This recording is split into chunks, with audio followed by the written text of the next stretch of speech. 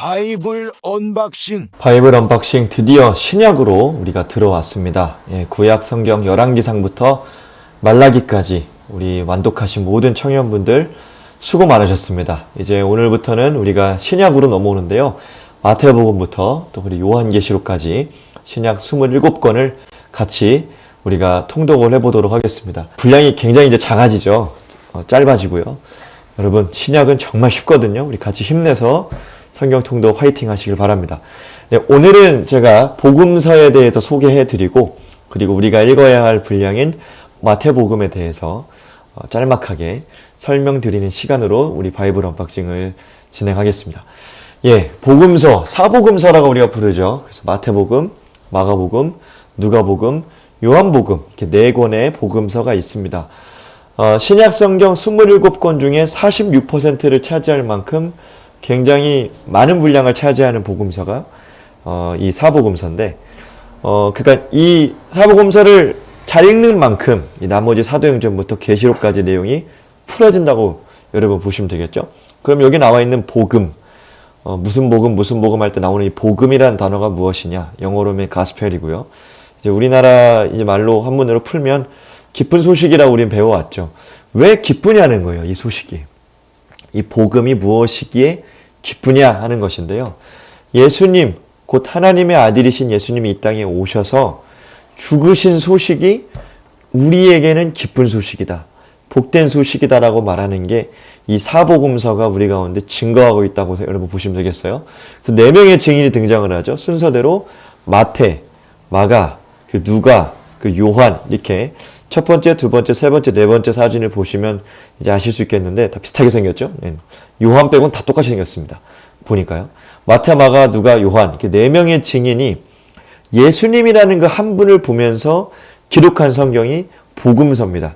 그래서 그 저자 이름이 등장을 해서 마태복음, 누가복음, 마가복음, 요한복음 이렇게 써 있는데 여러분 한 명을 봤어요. 한 명에 대한 이야기를 들었어요. 각자가 펜을 들고 증언하기 시작했어요.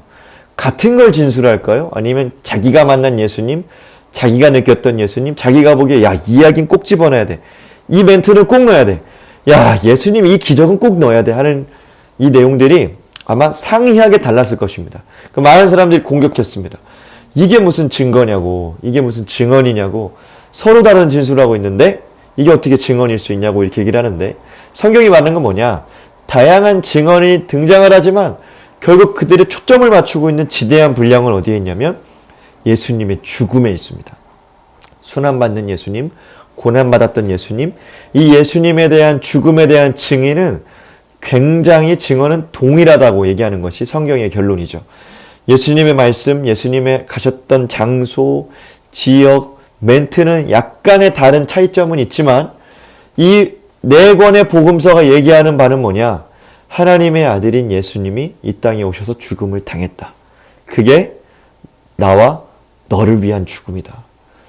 유대인과 헬라인, 이방인, 만국에 퍼져 있는 자들을 위한 죽음이다라고 말하는 것이 사복음서의 큰 특징이라고 여러분 보시면 되겠습니다. 그러니까 다양해요. 증언이 다르죠. 증언이 조금 다양하죠. 하지만 이들이 말하는 바는 한 가지예요. 예수님 하나님 아들이시고 예수님은 이 땅에 우리를 위해 죽으셨고 우리를 위해 부활하셨다. 이것이 믿어지시기를 주님의 이름으로 마음을 담아서 간절히 축복합니다. 여러분 우리가 한 가지 사회적인 이슈만 하나 터져도요. 언론사별로 다양하게 보도합니다. 보수적인 언론이 있고 진보적인 언론이 있고 중도의 언론이 있는 것처럼 다양한 이 관점을 갖고 그 사건을 진술하고 보도하고 기사로 나오죠. 복음서도 마찬가지입니다. 다양한 관점을 갖고 그들의 경험을 갖고 예수님에 대해서 진술했고 증언했지만 아예 다르네. 이거 틀렸네. 이게 아니라 이만큼 예수님이라는 한 분을 통해 하신 일이 이렇게 다양했구나. 예수님이라는 한 분을 이렇게 다양한 각도로 증거했고 증언했구나. 하지만 그들의 결론은 뭐냐? 예수님이 죽으셨다라는 겁니다. 십자가에 못 박혀서 그 아들 예수께서 죽으셨다라고 말하는 것이 사복음서의 특징입니다. 그럼 여러분 마태복음부터 마가복음, 누가복음, 요한복음 이 4권을 보실 때 이 예수님에 대해서 우리가 더 생생하게 볼 수가 있는 거죠. 입체적으로 볼 수가 있는 것이죠. 믿음을 사용해서 한 권 한 권 한 권 한 권의 복음서를 여러분 보실 때 그 예수님을 만나게 되실 줄로 주의 이름으로 마음을 담아서 축복합니다. 자, 옆에 나와 있죠? 마태복음, 마가복음, 누가복음, 요한복음 순으로 있는데요. 가장 먼저 기록된 복음서는 마가복음입니다.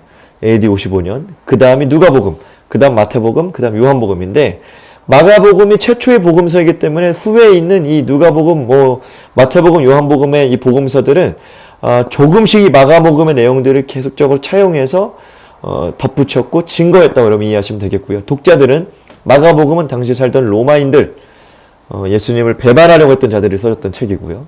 그래서 종으로 오신 예수님, 이게 주제고, 다음은 이제 누가복음이죠. 헬라인, 이방인이라 보시면 될 것 같아요. 마가복음, 누가복음은.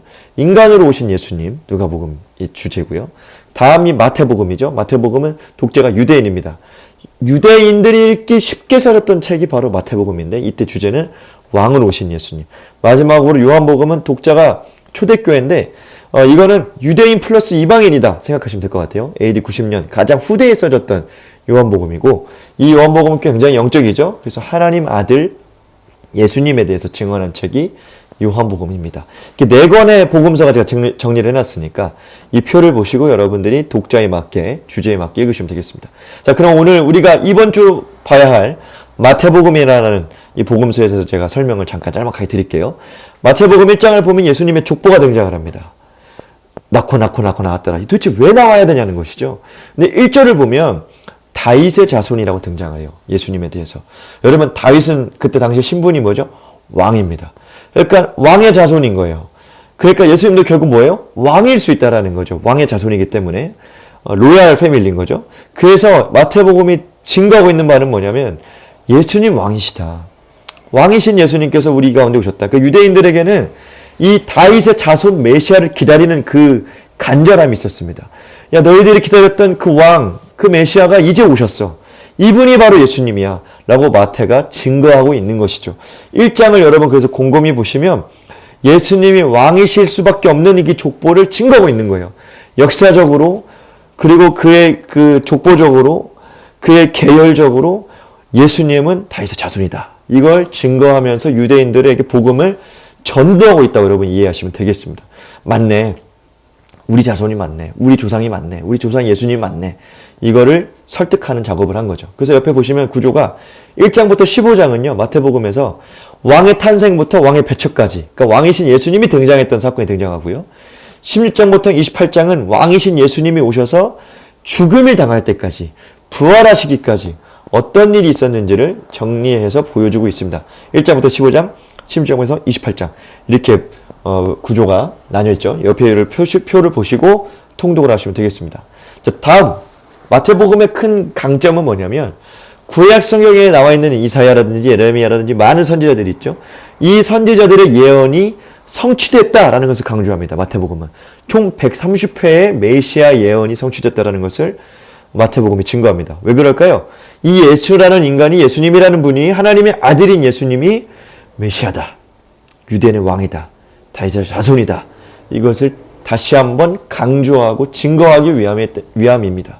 그래서 마태라는 인물은 이름의 뜻이 하나님의 선물이라는 뜻이에요. 영어로 매튜죠. 마태. 하나님의 선물이라는 뜻인데 현실은 어떻죠? 이 마태의 직업은 세리였습니다. 세리는 당시에 세금을 징수하는 세금 징수원이었는데 그러니까 오늘날 따지면 이제 관세청 같은 데서 일하는 사람이에요. 근데 로마 정권에 빌붙어가지고 유대인들의 세금을 받아먹는 거의 뭐 모기와 같은 존재죠. 피 빨아먹는 존재. 우리나라 시대로 친다면 일제강점기 시대, 일제치하에 일본에게 세금을 받아가지고 바쳤던 인물, 매국노 같은 인물이죠. 자국민의 피를 빨아먹는 사람, 민족의 배신자입니다.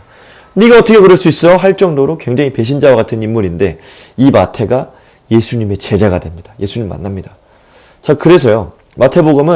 마태복음에만 등장하는 이 돈의 뭐라고 하죠? 이 돈에 대한 이제 이 기준이 등장을 하는 거예요. 그래서 반세겔 세금이라든지 반세겔 동전이라든지 달란트라든지 돈을 만지는 자이기 때문에 적혀 있는 이제 이 화폐 단위가 나와 있습니다. 이게 마태복음의 특징이죠. 왜냐하면 돈 만지는 사람이니까. 또 예수님이 이거에 대해서 말씀하신 것을 잘 기억해두고 뭐 눈에 뭐만 보인다 그러잖아요. 그래서 돈에 대한 표현이 굉장히 상세히 나와 있습니다. 여러분, 근데 재밌는 건요. 이 마태가 자기를 마태복음 10장 3절을 보면은 이제 예수님의 제자들에 대한 계보가 따라락 나오는데 자기를 소개를 해요. 마태다. 제자 마태다 이렇게 소개하지 않고 세리 마태라고 소개해요. 세리 마태. 세리라는 이 단어는요. 마태에게 있어서 약간 수치스러운 거예요. 숨기고 싶은 거예요. 유대인들에게 있어서는 거부감을 주는 거예요. 근데 마태는 어떻죠? 나 세리 마태. 내가 예수님 제자가 됐다. 나 세리. 나 같은 이런 더러운 죄인이 나같이 민족의 배신자가 예수를 만나서 되었다는 거예요. 변화됐다라는 겁니다. 예수님 제자가 됐다라는 겁니다. 이게 마태의 정체성이었습니다. 그래서 여러분 마태복음에 등장하는 이 마태는요. 본인을 죄인인데 용서받은 죄인이라고 소개하면서 당시 유대인들에게 내가 예수님 만났다니까. 내가 변화됐다니까. 나 정말 그 주님 경험했다니까. 산상수훈 내가 들었다니까.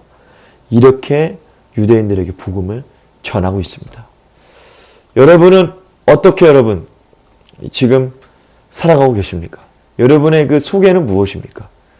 제자 누구누구이기 전에 여러분 세리 누구누구 뭐 이런 거 아니겠습니까? 저도 그랬습니다.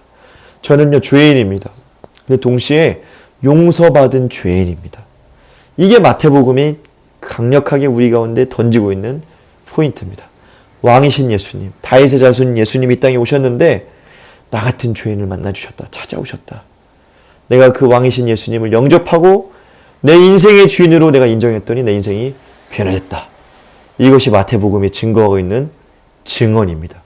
우리 마태복음 한 주간 읽을 텐데 이 왕이신 예수님을 만나서 그분의 통치 앞에 엎드리고 또한 우리의 정체성이 용서받은 죄인으로 변화된 죄인으로 간절한 마음으로 우리가 더 이 성경 앞에 나아가시기를 주님의 이름으로 마음을 담아 축복합니다.